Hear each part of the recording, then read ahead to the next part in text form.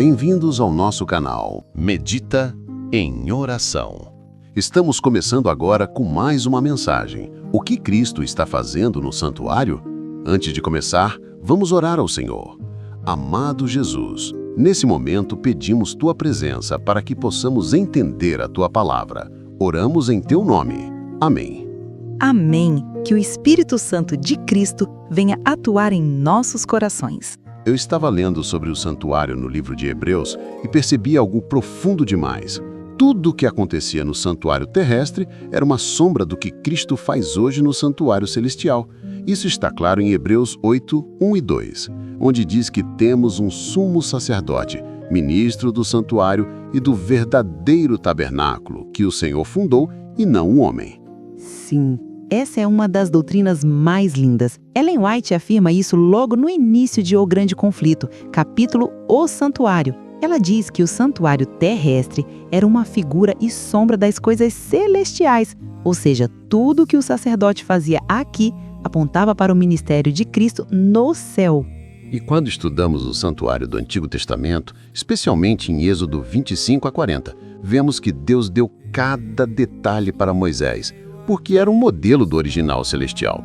O que me impressiona é que no pátio havia o altar do holocausto, onde o cordeiro era sacrificado, e isso apontava claramente para Cristo como o Cordeiro de Deus, conforme João 1,29. Verdade. Ellen White também comenta isso no livro Patriarcas e Profetas. Está no capítulo 30. Ela diz que cada sacrifício apontava para o sacrifício de Cristo.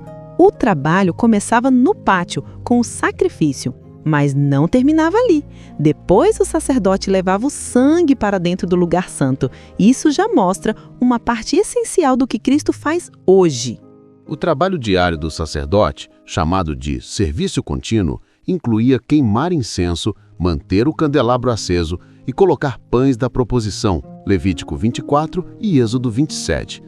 Isso representava um ministério de intercessão e manutenção da comunhão entre Deus e o povo, e no lugar santo havia 3 móveis com simbolismos profundos. Candelabro, Êxodo 25, 31 a 40. Cristo é a luz do mundo, João 8:12. Mesa com os pães, Levítico 24, de 5 a 9. Cristo é o pão da vida, João 6:48. E altar do incenso, Êxodo 30, 1 a 10. Representa as orações dos santos, Apocalipse 8, 3 a 4. E Ellen White diz em O Caminho a Cristo, no capítulo O Privilégio de Orar, que Cristo mistura suas próprias virtudes de justiça às nossas orações como incenso para torná-las aceitáveis diante de Deus. Ou seja, o trabalho diário do sacerdote apontava para o que Cristo faz por nós hoje: interceder, sustentar, guiar e representar nossas orações diante do Pai. Mas existe algo ainda mais profundo: o dia da expiação, descrito em Levítico 16. Esse não é um serviço diário, mas anual. Nesse dia, o sumo sacerdote fazia uma obra de purificação do santuário. Isso mesmo. No serviço diário, o pecado era transferido simbolicamente para o santuário. Mas no dia da expiação, ele era removido. Isso indica que o sacrifício do cordeiro não completava o processo. Era preciso purificação. E Ellen White afirma em O Grande Conflito, capítulo A Purificação do Santuário, que assim como no serviço típico, o pecado era removido do santuário, também no serviço celestial deve haver uma obra de juízo e purificação. E aqui é que entra Daniel 8,14. Até 2.300 tardes e manhãs, e o santuário será purificado. Os pioneiros adventistas entenderam e Ellen White confirmou que essa purificação corresponde ao início do juízo investigativo em 1844.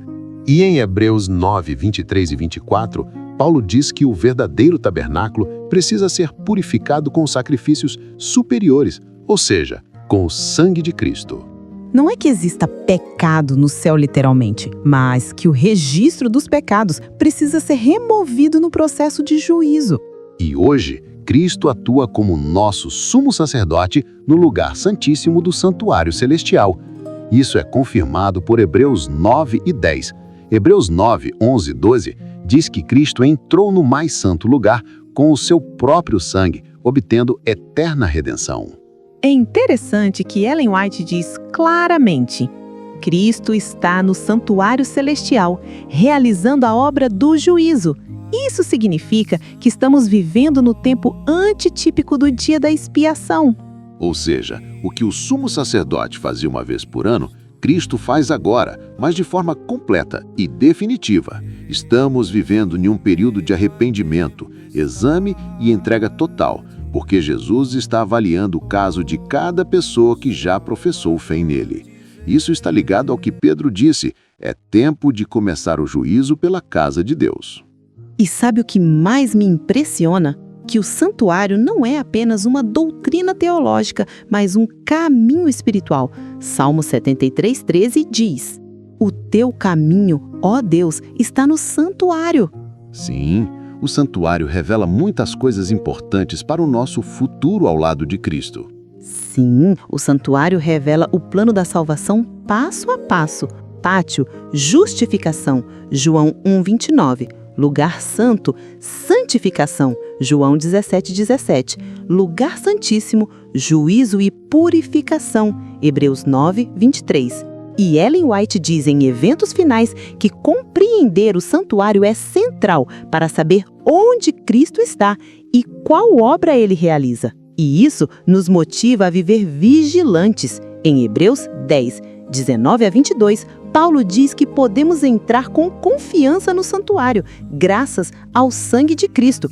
Ou seja, ele já abriu o caminho. Agora precisamos caminhar em arrependimento e fidelidade.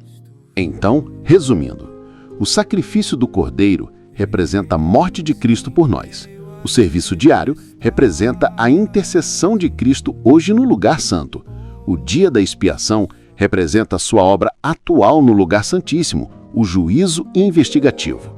Tudo isso aponta para o momento em que Cristo concluirá sua obra e voltará. Ellen White diz no fim do capítulo 24 de O Grande Conflito: quando essa obra terminar, então Cristo virá e o seu galardão estará com ele. Que possamos viver preparados, sabendo que Cristo está agora mesmo trabalhando por nós no santuário celestial. Amém! E que jamais deixemos de estudar essa verdade tão preciosa. Amém! Que Deus nos fortaleça a cada dia com o conhecimento do alto.